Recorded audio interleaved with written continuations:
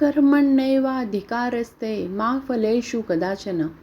याचा अर्थ आहे, तुझा अधिकार फक्त कर्म करण्यावर आहे, फळावर नाही.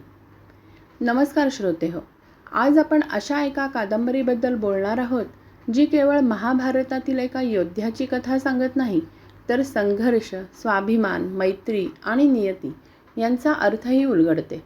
ही कादंबरी म्हणजे शिवाजी सावंत यांची मृत्युंजय. या कादंबरीचा अनेक भाषेमध्ये अनुवाद झाला असून याला 24 सप्टेंबर 1995 रोजी भारतीय ज्ञानपीठाचा मूर्तिदेवी पुरस्कारही मिळाला आहे. महाभारतात अनेक पराक्रमी योद्धे आहेत, पण कर्णाचे व्यक्तिमत्व सर्वात वेगळे वाटते.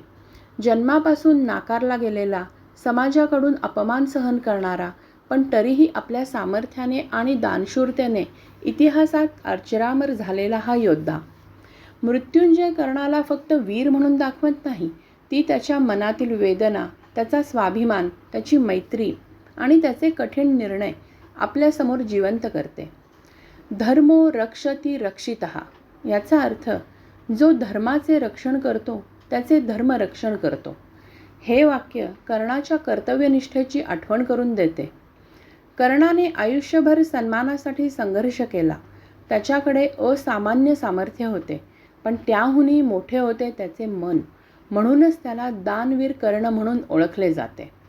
काही व्यक्ती इतिहास घडवत नाहीत, त्या इतिहासाला अर्थ देतात. कर्ण अशीच एक व्यक्ती आहे. ही कादंबरी केवळ एकाच व्यक्तीच्या नजरेतून सांगितलेली नाही, तर यात कर्ण, कुंती, दुर्योधन, कर्णाची पत्नी वृषाली, श्रीकृष्ण आणि अश्वत्थामा या प्रमुख पात्रांनी स्वगताच्या माध्यमातून आपापली बाजू मांडली आहे. या कादंबरीतून आपल्याला समजते की माणसाचा जन्म नव्हे, तर त्याचे कर्म त्याची खरी ओळख ठरवतात. संकटे कितीही मोठी असली तरी स्वाभिमान, निष्ठा आणि कर्तव्य यांचा त्याग करू नये. माझ्यासाठी मृत्युंजय ही फक्त कादंबरी नाही, ती प्रत्येकाला स्वतःकडे नव्या नजरेने पाहायला शिकवणारा जीवन प्रवास आहे. जर तुम्हाला महाभारत, इतिहास आणि मानवी भावनांचा सखोल वेध घ्यायचा असेल, तर मृत्युंजय ही कादंबरी नक्की वाचा. पुन्हा भेटूया एका नव्या पुस्तकासोबत. तोपर्यंत वाचा, विचार करा आणि स्वतःला समृद्ध करा. नमस्कार.